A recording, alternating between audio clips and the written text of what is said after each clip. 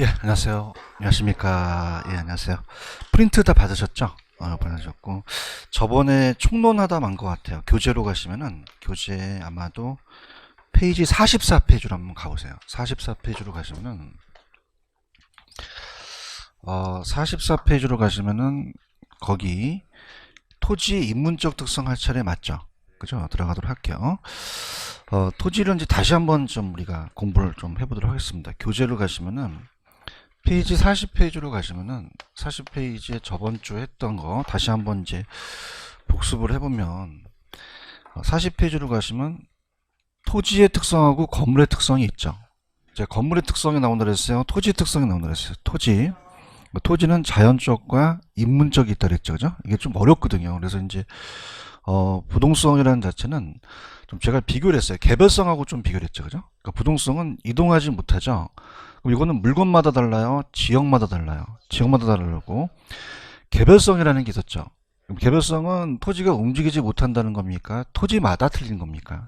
그래서 물건마다 다르다는 뜻이고, 그다음에 토지 옆에 토지가 있다면 인접성이라는 게 있고요. 그 다음에 이제 41페이지 가시면 부중성이라는 단어가 있죠. 그 부중성은 토지가 증가시킬 수가 있다 없다 없다. 그럼 생산할 수가 없죠. 물리적 공급이 안 된다는 얘기예요. 그런데 넘겨보시면은 42페이지의 영속성이라는 뜻은 토지가 증가되는 게 아니라 소모되지 않죠. 소모되지 않기 때문에 물리적 감가가 안 되고, 그 다음에 남을 빌려줄 수 있고 장기적으로 배려해야 된다고 말씀드렸죠. 그죠? 이렇게 해서 이제 이 시험 문제는 이제 토지의 자연적 특성이 좀 많이 나옵니다. 시험 문제. 근데 이제 넘겨보시면은 페이지 44페이지로 가시면은 인문적 특성 할 차례죠.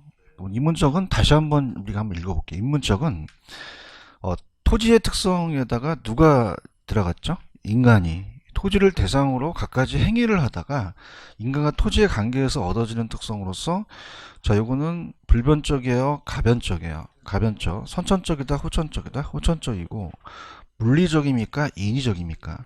그 사람이 한다는 거죠. 그죠? 그래서 이제 우리가 가장 대표적인 게 오른쪽 가시면 용도의 다양성이라는 게 있죠. 별표를 한번 쳐보세요. 미리. 얘가 가장 유력해요. 용도의 다양성이. 이제 우리가 필기를 하기 전에 우리 만약에 마두역 사거리는 보통 상업용지로 이용하고 있죠. 여기다가 그 마두역에 대한 그 앞에 공장 져야 돼요, 주택 져야 돼요, 상가를 져야 돼요. 가장 좋은 이용을 해야 되죠. 그러니까 채용이라는 게 나오거든요. 그죠? 채용이 나오고, 저번 시간에 물리적 공급은 안 되는데 용도적 공급은 불가능하다, 가능하다, 가능해요. 그래서 요거 두 가지를만 이번에 잡으시면 되거든요. 그래서 이제 우리가 들어가 볼게요.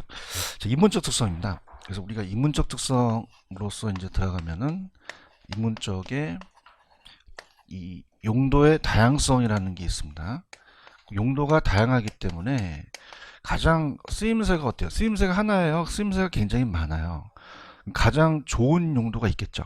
그걸 이용해서 최유효, 최유효 이용을 해야 된다는 겁니다. 여기에 대한 판단 근거로서 우리가 가장 중요하다고 봐야 돼요. 가장 좋은 용도로 사용해야 된다. 근데 이게 저번 시간에 부중성이라는 단어 기억나시죠? 그 부중성도 땅이 많아요. 제한돼 있어요. 제한돼 있기 때문에 채용은 두 가지 특성이에요. 그죠? 그 부중성도 안 들어간다, 들어간다? 들어가요. 들어간다는 꼭 기억하시고, 그 다음에 두 번째는 우리가 농지가 택지로 바뀔 수 있죠. 바뀐다는 것은 물리적 공급, 자, 우리가 토지를 물리정량을 늘린 겁니까? 이 안에 용도를 전환시킨 겁니까? 가능하죠. 그죠? 그래서 용도적 공급은 불가능하다, 가능하다, 가능해요. 그래서 택지가 가치가 올라가니까 돈 되죠. 그래서 경제적 공급이라고 하거든요. 그죠? 그래서 요렇게, 그래서 요게 이제 가장 유력하다고 봐야 돼요. 그래서 그만 보시고 나머지 거는 이제 나중에 할 테니까 일단은 체크를 해보세요. 용도의 다양성 때문에 가장 중요한 것은 거기에 1번에 후보지와 이행지를 저번 시간에 배우셨잖아요.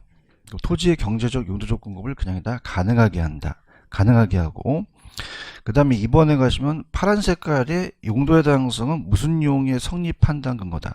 최용이죠. 이렇게 찾았죠. 그죠? 그러니까 일단 1번, 2번만 좀 체크해 두시면 돼요. 그죠? 이거 가장 유력하다고 보고, 다른 것들은 아직 건들지 마시고, 그 다음에 양가로 2번에 가시면 병합 분할의 가능성이라는 게 있죠. 이건 출제 빈도가 그렇게 높지는 않습니다. 우리가 딱 한 번 나왔었는데, 토지를 하필한다, 분필한다는 얘기 많이 들어보시잖아요. 뭐 토지가 그런 거예요? 인간이 그런 거예요. 인간이. 그래서 병합 분할의 가능성은 딱 한 번 나왔어요. 병합 분할의 가능성은 이거는 자연적 특성이다, 인문적 특성이다. 물리적이라는 표현을 쓰면 안 되죠. 물리적이에요, 인위적이에요. 인위적이고, 자, 우리가 공시법 시간에도 최소 면적이 있기 때문에 병합 분할할 때는 법적 제한을 안 받아요? 받아요. 받죠. 이제 그거만 체크하세요. 근데 이제 감정평가 시험 문제 한번 나오는데, 저 토지의 규모에 따라서 용도를 다양하게 가져갈 수 있죠. 그래서 용도의 다양성을 그냥입니까? 지원을 합니까? 지원을 해서 나중에 재이용하게 되죠. 그래서 요것만, 그래서 이제 가시게 되면 병합 분할을 하게 된다는 것은 이것도 물리적이다, 인위적이다. 근데 제일 중요한 게 법이 허용하는 범위 내라는 게 있나요? 요게 나왔었어요. 그러니까 대지 면적의 최소 한도라는 자체를 아마 공시법에 배우실 거예요. 그래서 법이 허용하는 범위 내에서만 우리가 병합 분할할 수도 있고, 그 다음에 1번을 가시면은 동그라미 1번에다가 좀 별표 쳐보세요. 아, 이게 안 나왔거든요. 아직 공인중개사 시험 문제. 그럼 토지 이용자의 필요에 따라서 인근 토지를 합필할 수도 있고 일정한 크기와 모양으로 분할할 수도 있죠. 그러다 보면은 어떻게 돼요? 이렇게 하게 되면은 그됩니까? 용도가 좀 다양해집니까? 그럼 용도의 다양성을 그냥이다 좀 지원을 한다. 용도를 토지 규모에 따라 달라질 수도 있죠. 그래서 채용을 하게끔 되죠. 그래서 제가 개인적으로 동그라미 1번은 나올 수 있어요. 용도의 다양성을 지원하는 것은 무슨 성이죠? 병합 분할의 가능성이다. 요건 좀 보셔야 됩니다. 아시겠죠? 그죠? 그 다음에 2번은 참고적으로 보시면 2번도 뭐 출제된다는 얘기가 아니라 토지를 합병한다고 해서 값어치가 올라가야 감가될 수도 있어요. 분할도 마찬가지죠. 그죠? 동그라미 2번까지만 보세요. 3번을 보지 마세요. 3번 아직까지 출제된 적이 없습니다. 그 다음에 넘기시면은 위치의 가변성이라는 게 있죠. 요건 별표를 한번 쳐보세요. 위치의 가변성은. 그래서 위치의 가변성은 좀 중요합니다. 자, 위치의 가변성은 우리가 이제 위치랑 연결시킬 텐데, 자, 우리가 위치가 바뀐다는 것은 저번 시간에도 말씀드렸지만은 만약 29번지에 아파트가 있다, 30번지에 공원이 있으면 아파트의 가치가 올라가잖아요. 그럼 아파트 위치가 바뀌어서 그래요? 주변 환경이 바뀌어서 그래요? 그러니까 이렇게 생각하시면 돼요. 자, 우리가 이제 서울에 지금 그 강남의 아파트가 많이 올랐잖아요. 올라갔다는 건 고조서부터 지금까지 그 강남의 위치는 변함이 있어요? 변함이 없어요? 없죠. 그러면 그 강남이 바뀌어서 그렇습니까? 주변 환경이 바뀌어서 그렇습니까? 환경이 바뀌어서 그렇죠. 그래서 우리가 그 지금 사회적, 그 다음에 경제적, 그 다음에 행정적인 위치가 바뀌었다는 것은, 자, 이건 자연적 환경이 바뀐 거예요? 인문적 환경이 바뀐 거예요? 그럼 인문적 환경은 바뀔 수 있다는 얘기죠. 그 위치의 가변성이라는 것은, 위치의 가변성은 절대적 위치가 바뀐 게 아니라 주변 환경이 바뀌었다 그래요. 그 전문적으로 우리가 시험문제 나왔을 때가 이 아파트에 대한 절대적 위치는 바뀐다, 안 바뀐다, 불변이에요. 그죠? 그래서 우리가 이 자연적 특성을 물리적이라고 하잖아요. 그죠? 물리적인 것이 위치가 이동할 수 없는 거는 부동성을 배우셨잖아요. 불변이기 때문에 부동성 때문에 그래요. 그럼 지구가 움직여야 안 움직여요? 안 움직이기 때문에 지리적 좌표가 그대로 있죠. 그래서 이거는 저번에 부동성 기억나세요? 이렇게 바뀌었다는 것은 주변 환경이 바뀐 것을 상대적 위치가 바뀌었다 그래요. 어떤 위치가 바뀌었다? 상대적 위치. 그러면 상대적 위치는 요거는 절대적 위치입니까? 그 주변 환경이 바뀐 겁니까? 환경이 바뀌었죠. 상대적 위치가 불변이다, 가변적이다. 가변적으로 바뀔 수도 있다는 거죠. 가변적입니다. 그럼 이거는 위치가 변할 수 있기 때문이죠. 소지 옆에 토지가 있다는 인접성 때문에 그래요. 그럼 우리가 감정평가사가 평가를 하잖아요. 그럼 평가를 할 때 절대적 위치가 중요할까요? 상대적 위치가 중요할까요? 그 상대적 위치를 경제적 위치라 그래요. 이걸 가지고 감평을 한다는 거죠. 이해 가셨습니까? 그래서 나중에 감정평가의 사경이 또 나오거든요. 그죠? 그래서 위치가 바뀐다는 거. 그러면서 우리가 이 사회적은 모든 것이 인간과 관련되고, 자예는 수익과 관련되고, 행정적은 그냥입니까? 정책이 바뀝니까? 제도가 바뀔 수 있죠. 정책이라든지 제도라든지 우리가 세제라는 건 따보세요. 조세 제도, 조세 제도가 바뀔 수 있죠. 이런 것들 정책, 제도, 규제, 통제 이런 것들 얘기를 해요.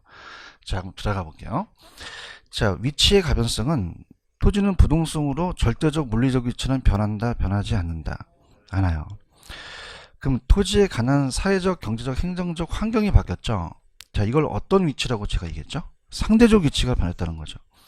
그럼 토지 가치도 변할 수도 있다는 얘기죠. 그럼 어떻습니까? 사경행이라는 단어가 있나요? 그럼 사회적은 모든 게 인간과 관련돼요. 공원, 학군, 인구. 근데 경제적은 특히 여러분들이 교통체계라는 단어가 있죠. 요게 나올 것 같아요, 올해는요. 왜냐하면 교통체계가 시험 문제 한번 나왔었거든요.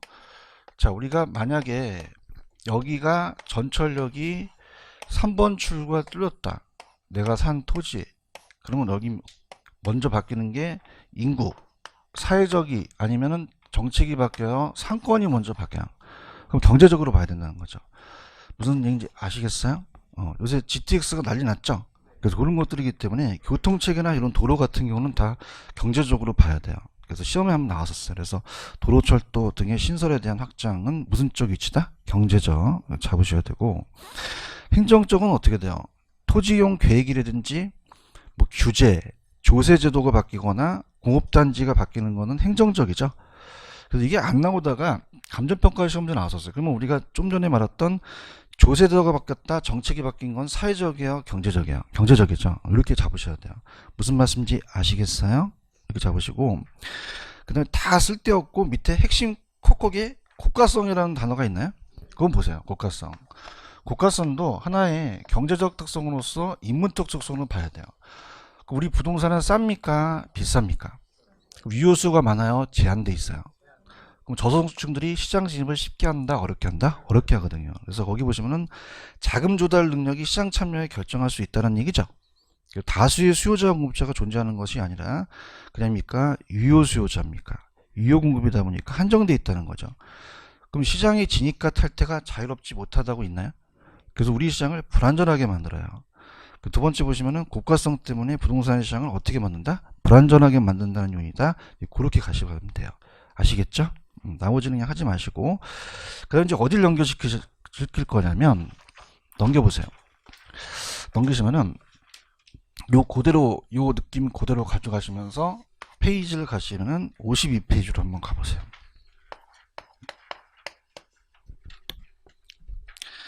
가셨어요? 거기 보시면 부동산의 위치성이라는 단어가 있나요? 그는 맨 밑에 한번 가보세요. 좀 전에 했던 거예요. 파란 색깔.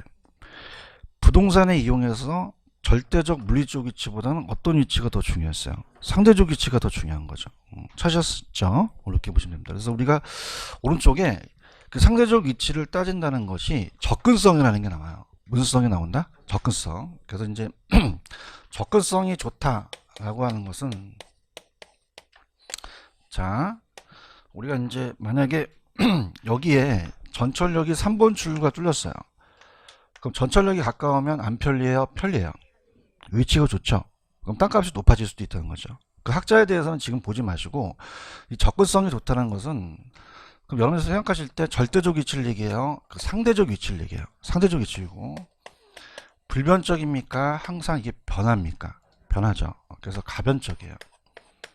근데 우리가 거리만 가까운 게 아니라 여러 가지 복합적인 개념을 봐야 돼요. 복합적으로.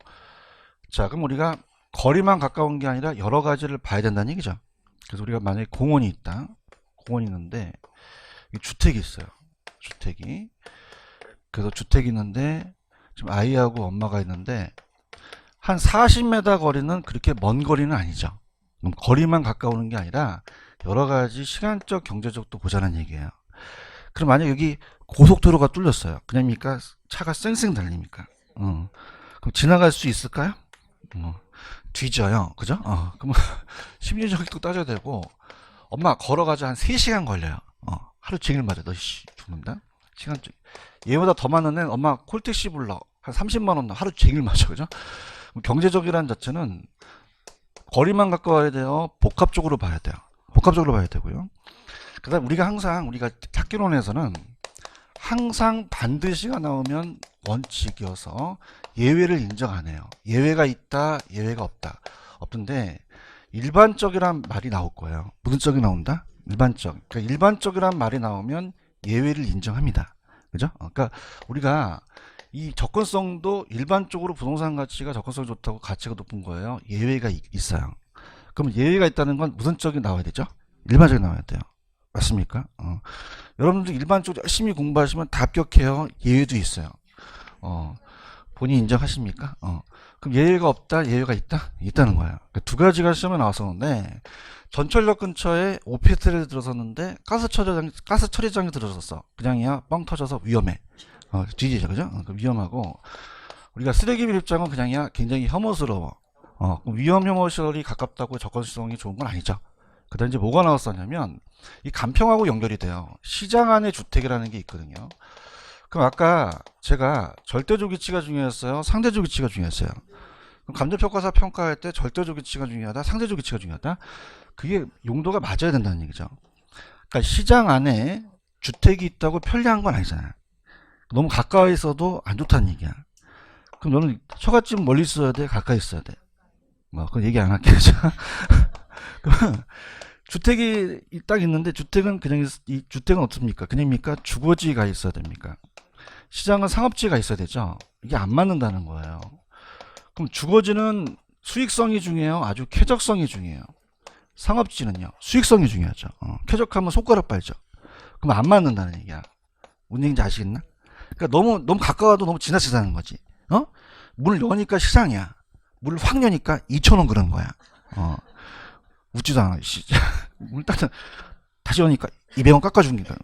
그럼 어떻을까? 이 용도가 안 맞아야 돼요? 맞아야 돼요. 맞아야 되거든요. 그래서 가장 중요한 게 용도가 안 맞아야 된다? 맞아야 된다. 맞아야 돼요. 그러니까 시장 안의 주택은 안 맞는다는 거죠. 감정평가할 때 낮게 평가된다는 거예요. 그럼 용도를 먼저 결정해야겠죠. 그래서 용도에 맞는 접근성이라는 게 굉장히 중요합니다.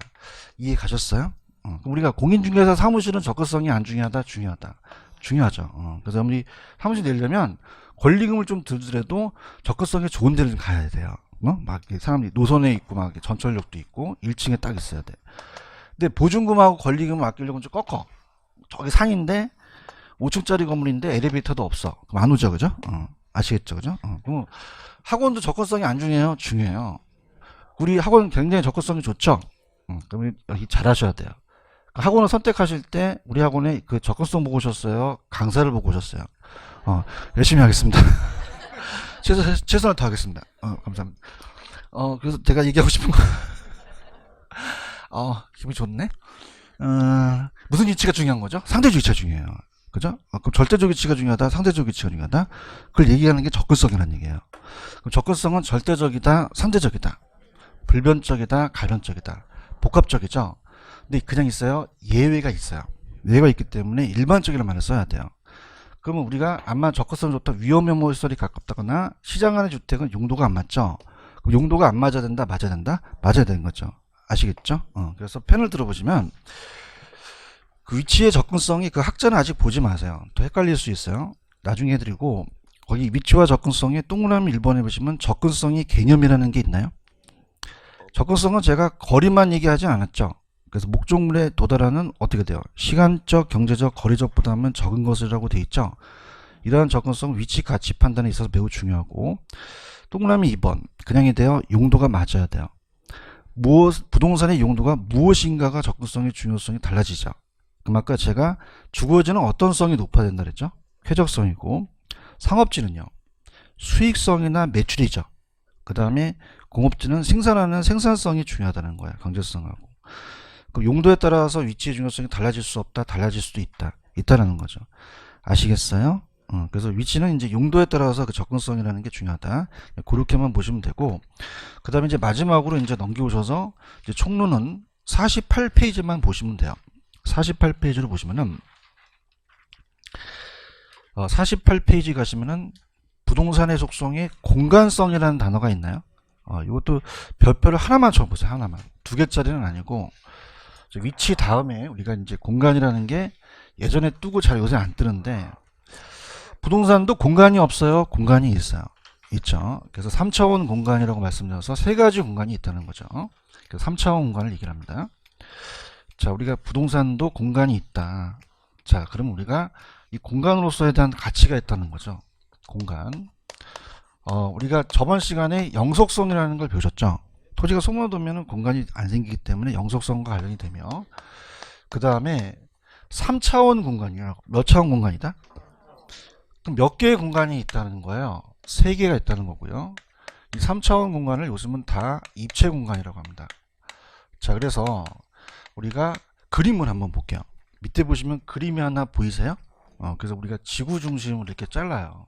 잘라갖고 지구 중심을 잘라서 3가지 공간을 이제 본다는 거죠. 그래서 여기가 이제 이 수평 공간이라고 하고, 그 다음에 위에를 공중 공간이라고 하고,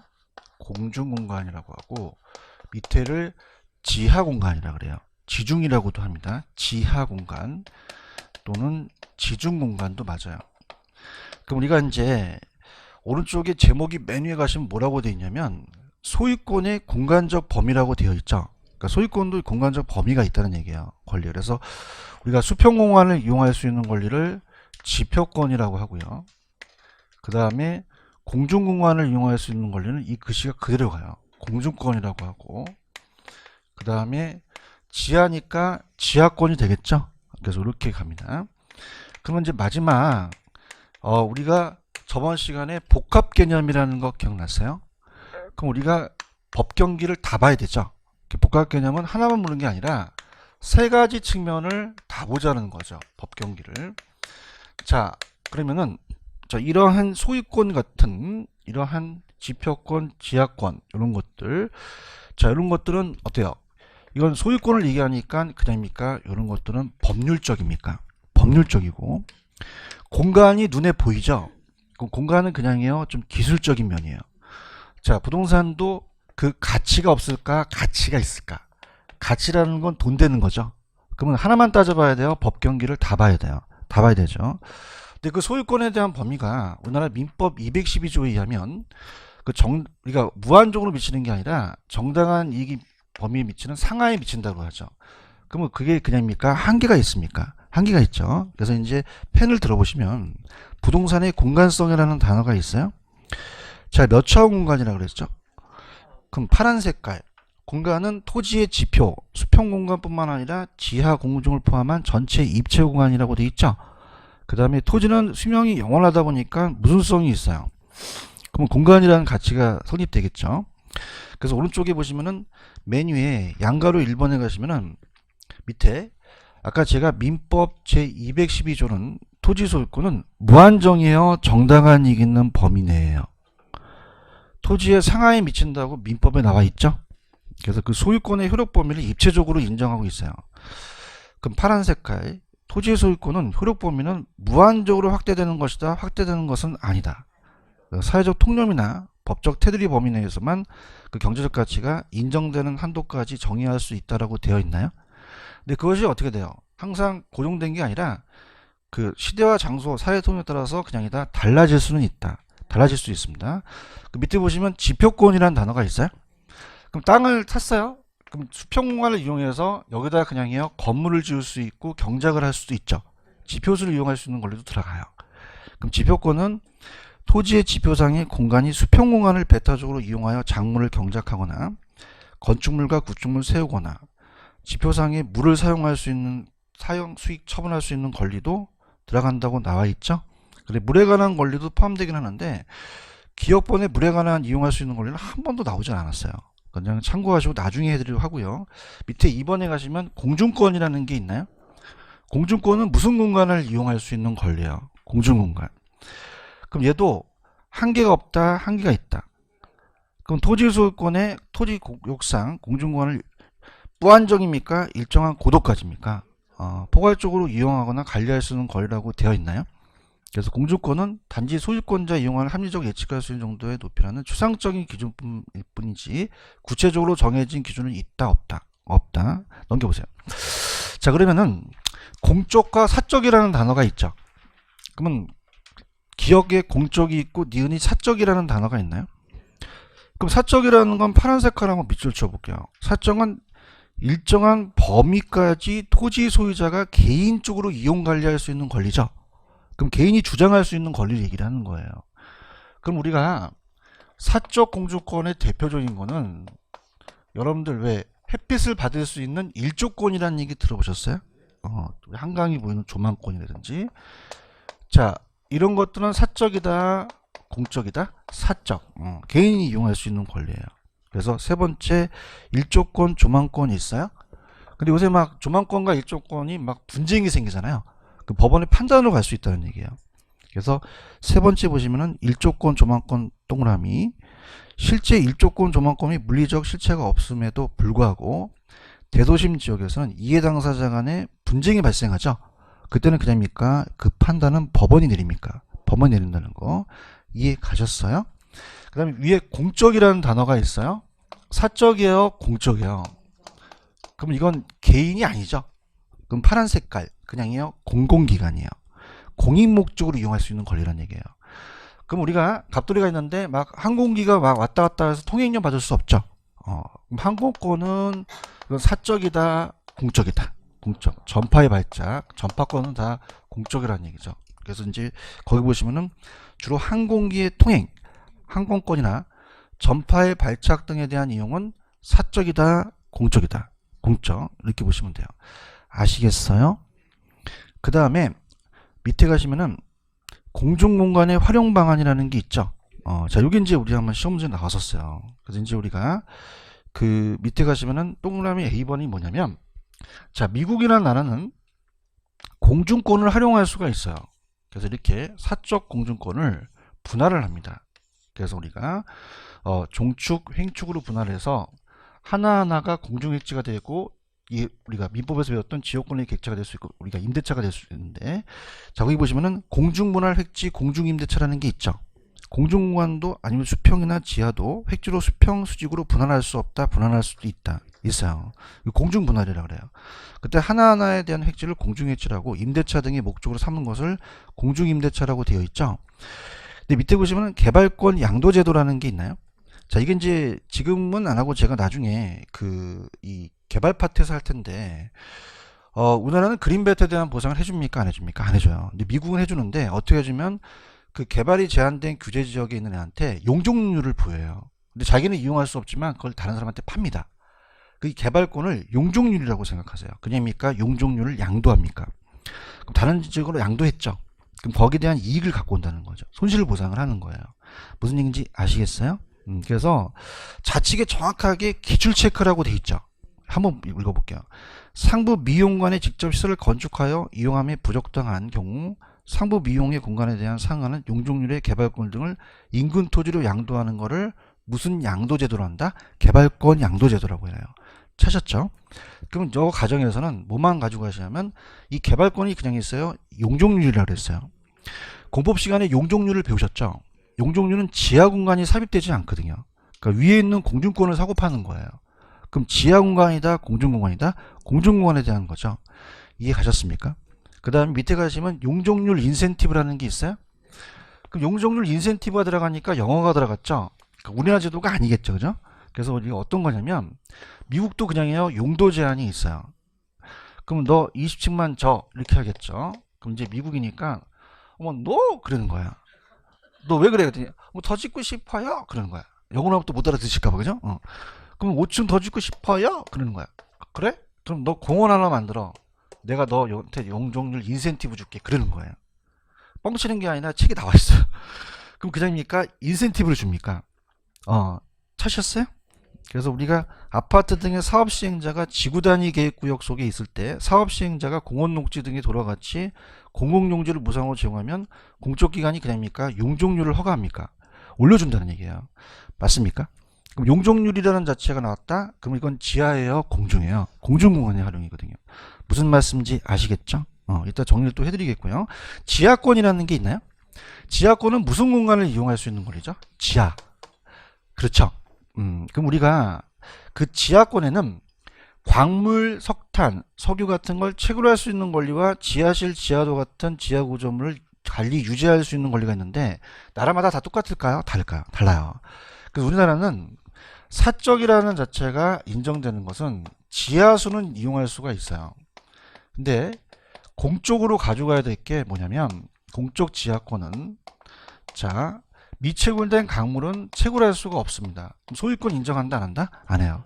갑돌이가 막 땅을 파는데 석유가 나오죠. 그건 국유권으로서 구가 갖고 간다는 거예요. 아시겠어요? 자, 그래서 지하권은 이 지하 공간을 어떤 이익 획득하거나 이익을 이용할 수 있는 권리인데 나라마다 같다 다르다. 자, 여기 기억을 보시게 되면 저번 시간에 왜 이 정착물이라고 하는 것이 민법에서 독립정착물과 종속정착물이 있었잖아요. 독립정착물은 그냥입니까? 토지와 별개입니까? 분리가 되거든요. 근데 이 종속은 그냥요 토지의 일부예요. 토지 소유권에 포함이 되죠. 그래서 여기가 어떤 게 기억본에서 배포해주시고 어떤 게 중요하냐면 토지 소유권은 토지의 구성부분과 토지로부터 독립성이 있는 없는 가만히 있지 말고 없는 애 똥을 쳐야지. 거저 먹으려고 그래. 있느니 맞아 없느니 맞아. 없느니 맞아요. 찾았죠? 그 없는 부착물은 그냥요 종속이에요. 그 토지 내용이 포함이 되죠. 그래서 효력이 미친다는 거죠. 따라서 우리나라는 토지 소유권자의 지하수에 대해서는 이용할 수가 있어요. 그런가요? 근데 니은의 별표. 근데 우리나라의 강허권에 개체가 되는 지하에 있는 강물에 대해서는 토지 소유권자의 권리가 미친다, 미치지 못한다. 이게 우리가 시험 문제 많이 나왔었어요. 이해 가셨나요? 그래서 오른쪽에 바로 확인 예제 문제 3번이 저번에 프린트랑 똑같은 문제인데 3번 우리나라는 토지의 지하에 관한 권리의 하나인 강허권은 토지 소유 권리에 인정한다, 인정하지 않는다. 안다는 거죠. 이거 이해 가시겠습니까? 무슨 말씀인지 아시겠죠? 보시고요. 그 다음에 디귿번을 보시면은 오른쪽에 맨 위에 가보세요. 최근엔 지하철과 지하실 등 지하 공간의 이용이 증대함에 따라서 이 토지 소유권의 범위는 아까 법원의 판단에 의존한다고 말씀드렸죠. 근데 이제 중요한 게 니을에 보시면 구분지상권이에요. 무슨 지상권이다? 니을의 구분지상권의 박스를 한번 쳐보세요. 이게 이제 염리 좀 논란이 돼요. 그 다음에 구분지상권 박스 쳤어요? 거기다가 민법이라고 적어놓으세요. 민법. 적으셨습니까? 민법이 재밌습니까? 학개론이 재밌습니까? 또 왜 그래? 민법에서는 또 민법이 재밌다 그러죠? 다 알아 내가. 같은 기회주의자들이야. 자, 따라서 민법에서 나오는 거예요. 구분지상권하고는 틀려요. 그러니까 이게 웃긴 게 뭐냐면 지금 민법이요 지금 학개론 하고 있어요. 이 공중공간은 지상권이 아니에요. 지상권이다, 공중권이다. 공중권이 학문적인 거와 지상권은 달라요. 아시겠죠? 그래서 우리가 민법 교수님이 아주 강의 잘하시죠? 제가 봐도 맨날 강의 이렇게 모니터라면 대한민국의 최고의 강사하신 것 같아요. 쏙쏙 들어와. 꼭 제가 얘기했다는 얘기 해주세요. 자, 갑니다. 다음에 구분지상권, 민법에서 나와요. 근데 이제 민법의 구분지상권이 이제 학개론을 침범해요. 그죠? 그래서 우리가 이 지상권이라는 것을 토지의 지상권을 계약을 맺는다고 배우셨어요. 배운 거 다 알고 있어요. 땅을 빌렸을 수 있는 거죠. 근데 거기에 뭐라고 돼 있냐면 이 지상권도 상하의 범위를 정한다 그랬거든요.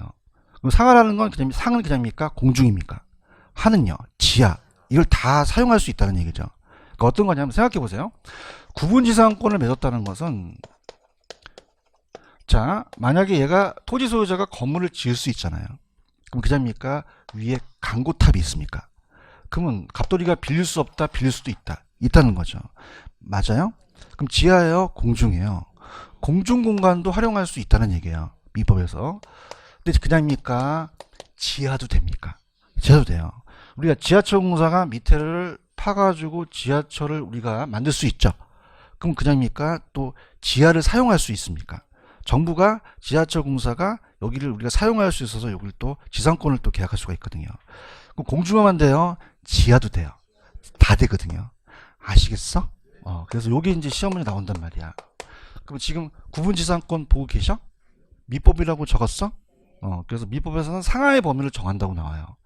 그 공공기관이 지하철 건설 등 입체적 공간의 개발을 위해서 타인의 소유의 지하 공간을 이용하려면 구분지상권을 설정하여야 된다고 돼 있죠. 근데 구분지상권은 지하만 돼요? 공중도 돼요? 공중도 다 돼요. 아시겠죠? 그죠? 근데 아직까지 안 나온 게 오른쪽에 용어 정리해 보시면은 밑에 구분지상권이라는 게 있어요. 한번 읽어봅시다. 지하 또는 지상의 공간을 상하의 범위에 구분해서 기타 공작물을 소유하기 위해서 설정한 물권으로 지상권자는 어떻게 돼요? 실제 사용하지 않는 지중 공중까지 그 권리가 미치게 된다고 돼 있죠. 그럼 공중만 돼요? 지하도 돼요? 둘 다 된다는 거죠. 이해 갔나요? 근데 그 위에 중간에 보시면 한계심도라는 게 있나요? 찾으셨어요? 그러니까 한계심도가 아직은 안 나왔어요.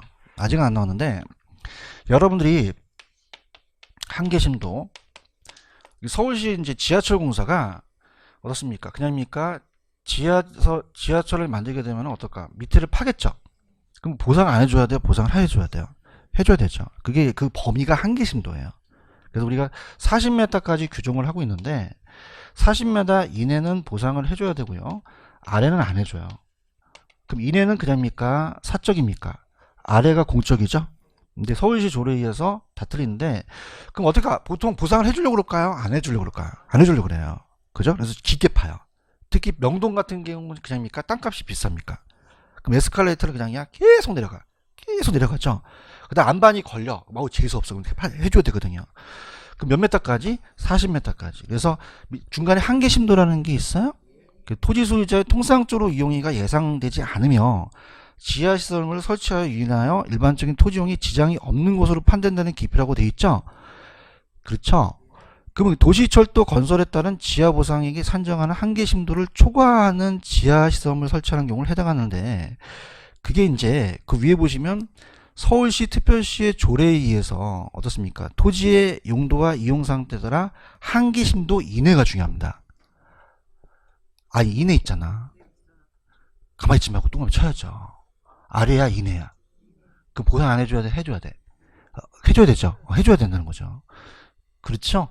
그럼 이내라는 게 중요하다니까? 뭐가 중요하다고? 40m 이내란 말이야. 그럼 입체 공간의 이용 저열에 따라서 정하는 보상을 할 수 있도록 규정되어 있다고 되어 있나요? 그럼 그 범위가 이제 40m라는 자체는 이제 규정이 나와 있는데 그럼 보상을 해줘야 되는 건 아래다, 이내다. 이내예요. 아래는 보상 안 해주거든요. 아시겠죠, 그죠? 나중에 이제 제가 암기 노트를 해서 만들어 드릴 거예요. 이해 가셨죠? 그럼 이제 우리가 이렇게 한번 정리를 해볼게요. 넘기시면은 다른 거 쓸데없고 다 넘기시면은 52페이지로 가시면은 부동산의 공간 가치에 대한 개념이라는 게 아까 따라서 복합 개념. 그 파란 색깔 있죠? 그 부동산의 수평 공간, 공중 지하 가치, 3차원 입체 공간의 가치 동그라미. 가치가 경제적이에요. 공간이 기술적이고. 그럼 물리적만 따져야 돼요? 경제적, 법률적을 다 봐야 돼요. 다 봐야 된다는 거죠. 이해하셨죠? 자, 그럼 우리가 필기를 한번 해보세요. 저번에 이제 프린트에 있어서 제가 어떻게 냈었냐면 기출문제를 좀 전에 구분지상권 아시죠? 그럼 구분지상권은 이 공간에 대한 활용이거든요. 그럼 아까 지하만 됩니까? 공중 다 됩니까? 다 돼요.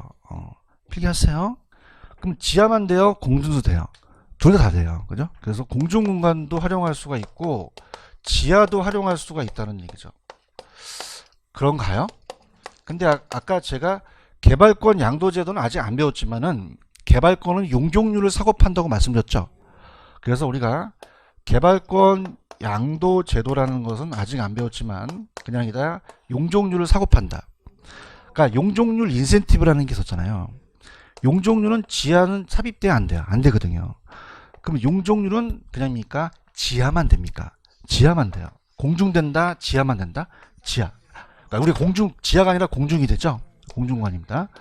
자, 그럼 어떻습니까? 저번 주 제가 프린트를 드린 게 구분지상권은 둘 다 되죠? 근데 TDR은 요거 용적률은 지하예요? 공중이에요? 지하가 나오면 안 되거든요. 그럼 얘는 지하가 나오면 된다? 안 된다? 안 된다는 거예요. 근데 아직 안 나왔지만 한계심도라는 거 아시죠? 한계심도는 그냥입니까? 지하입니까? 지하죠. 그래서 한계심도를 가지고 정한다는 것은 요거 이내에서는 보상해주고 아래는 안 해준다는 것은 어떤 공간에 대한 겁니까? 지하라는 거죠. 이해 가셨어요? 그래서 들어볼게요. 구분지상권은 공중만 돼요? 지하도 돼요. 근데 용적률이라는 게 나오고 TDR 나오고 개발권 양도제도 나오면 지하 됩니까? 공중이 됩니까? 지하가 안 되거든요. 아시겠습니까? 그럼 한계심도는 어디만 갖고 이용하죠? 지하라는 거죠. 아시겠죠? 그래서 한 번 더. 구분은 그냥요, 둘 다 돼요. 자, 이 TDR이라는 자체 나중에 배우실 거거든요. 트랜스퍼는 양도한다, 디벨롭먼트가 개발권인데 무슨 률을 사고 파는 겁니까? 용적률. 그럼 용적률 나왔다, 무조건 이거는 지하 돼요, 공중만 돼. 공중만 되죠. 아시겠죠? 그래서 저번 주에 프린트에 구분지상권과 용적률 인센티브와 개발권 양도되는 지하 공간이 가능하다. 그러면 돼요, 안 돼요? 용적률과 얘는 뭐다? 공중만 되는 거죠. 아시겠죠? 이렇게 하세요. 됐습니다. 이렇게 해가지고 됐습니다. 오늘 프린트 새로 다 받으셨죠? 그래서 경제 파트로 갈게요. 그럽니다. 자, 경제 파트입니다. 좀 어렵다는 걸 먼저 말씀을 드리며 경제 파트는 프린트를 가지고 이제 같이 우리가 이제 공부를 해보도록 하죠. 자, 여러분 이제 교재로는 경제론 파트가 페이지로는 89페이지로 한번 가볼게요. 89페이지. 89페이지 찾으셨어요?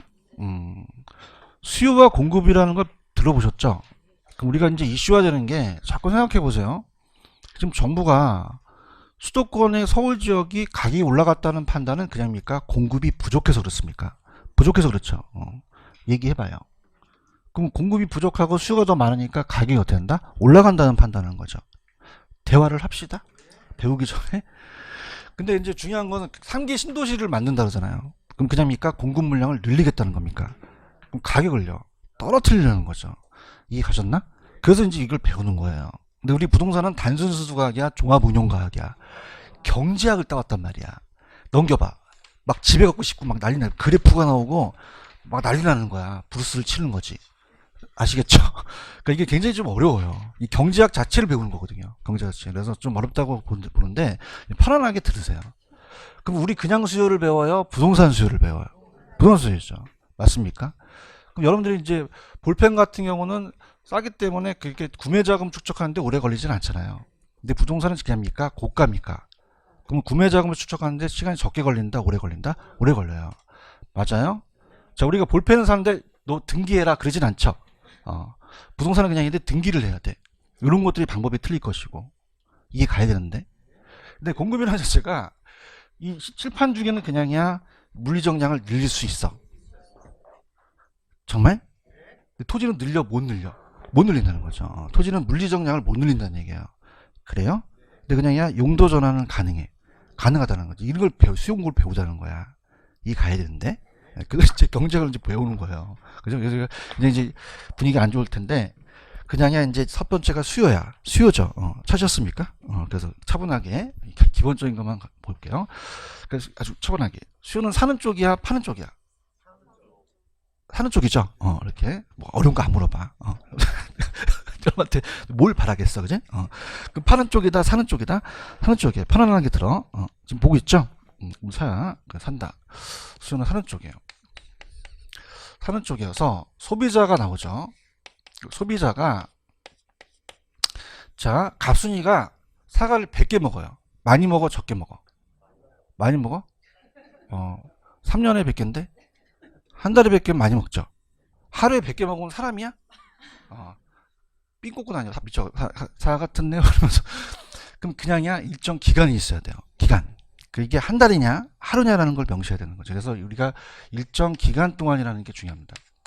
일정 기간을 요거를 유량이라 그래요. 뭐라고 한다? 유량. 근데 우리 부동산은 그럼 어떻게 된다? 일단 기간을 명시 안 해줘야 돼요? 명시를 해줘야 돼요. 해줘야 되죠. 그러니까 절약 개념이 아니에요. 유량이라는 거와. 그 다음에 이제 차분하게 들으시면은 우리가 만약에 어떻습니까?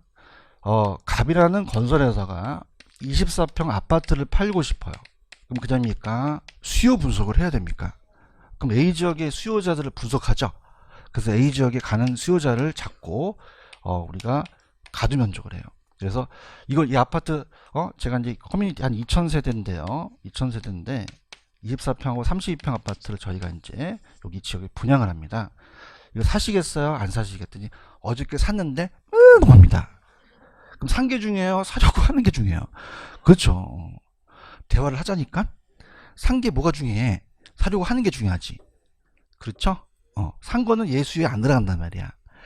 그럼 샀다 아직 안 샀다? 아직 안 샀다는 거죠. 그렇죠? 그래서 우리가 구매하고자 하는 거예요. 구매하고자 하는 그럼 아직 샀어요? 아직 안 샀어요? 그럼 살 의사만 있는 거죠. 살 의사를 가져야 되죠. 그래서 이거는 이제 우리가 사전적이라 그래요. 용어 정리가 자 이게 일사자예요. 일이 벌어졌어요? 벌어지기 전이에요. 그럼 사후적이 맞겠어요? 사전적이 맞겠어요? 사전적이 맞겠죠. 아시겠어요? 근데 살 의사만 있어야 된다. 능력도 있어야 된다. 그래서 요 24평 아파트를 우리가 3억을 팔려고 하는데 사시겠어요? 뭐 저는 돈 없어요. 그럼 가만히 있어야 돼? 보내야 돼. 그러면 살 의사만 있어야 돼? 능력도 있어야 돼요. 그래야지만 그 수요가 된다는 얘기예요. 아시겠어? 우리 욕구라는 자체를 구매력을 수반을 해야 된다는 얘기입니다. 구매력을. 그래서 우리가 살 의사만 있어야 된다. 살 능력도 있어야 된다. 능력도 갖춰야 돼요. 그걸 다음에 유효수요. 유효수라 그래요. 유효수요. 그 유효수요라는 게 잘 나와요. 살 의사를 갖고 있어요. 살 능력도 있어요. 구매력을 수반한다는 게 잘 나오거든요. 근데 이제 이게 유효수요라는 자체의 반대가 잠재수요예요. 잠재수요. 그럼 잠재수요는 살 의사를 있는데 살 능력이 없는 수요를 얘기를 해요. 그럼 이 사람들이 다 무주택 서민들이거든요. 그럼 그럽니까? 정부가 나서야 됩니까? 그럼 이 사람들을 유효수요화 시켜야겠죠. 그래서 유효수요라는 이 욕구는 차입 능력도 포함이 돼요. 그럼 차입 능력을 안 키워줘야 돼요? 높여줘야 돼요? 그럼 그다음이니까 좀 장기를 빌려줍니까? 고리, 저리. 그 다음에 대부 비율을 좀 높여줘야겠죠? 이해 갔어요? 그래서 펜 들어보세요. 거기 보시면 89페이지 수요란 일정 시점이다, 일정 기간이다. 제가 유량이라고 말씀드렸죠? 맨 밑에 유량에 대한 거를 명시해야 되며, 그 다음에 어떻습니까? 소비자가 재화 서비스라는 단어 있어요? 지금 제가 여러분한테 지금 제공하는 거는 재화예요, 강의 서비스예요. 서비스를 수요할 수도 있죠. 그래서 구매했어요, 하고자 하는이에요. 그럼 밑에 사후적이다, 사전적이다. 사전적이죠. 구매하려고 하는 의도된 양이죠. 실제 구매한 게 아니에요. 오케이? 그 다음에 욕구라는 단어가 있어요. 그럼 욕구는 그냥 수요해야 돼요, 살 능력이 있어야 돼요. 그럼 이번에 가시면 무슨 수요가 기다리고 있어요? 유효수요. 구매력을 가지고 구매하고자 하는 유효수요라고 되어 있나? 근데 만약에 구매 의사만 있고 그 능력이 없으면 아까 무슨 수요? 잠재수요라는 거죠. 맞아요? 무주택 서민들은 잠재수요죠. 그럼 이 사람들이 주택을 살 수 있게끔 누가 개입을 해야 돼요? 정부가. 그럼 그 다음이니까 차입 능력을 높여줘야 됩니까? 그럼 대출금 같은 것도 빨리빨리 받을 수 있게끔 해줘야 되죠? 그 활용을 통해서 잠재수요 유효수요가 될 수도 있다는 얘기죠. 이해 가셨죠? 됐습니다. 이렇게. 그 다음에 넘기시면은 유량과 저량이라는 단어가 있죠? 요게 이제 우리가 또 시험 문제 잘 나옵니다. 무슨 양과 무슨 양? 유량과 저량. 이렇게 가는데, 요건 좀 쉬었다가 갈게요. 좀만 쉬세요.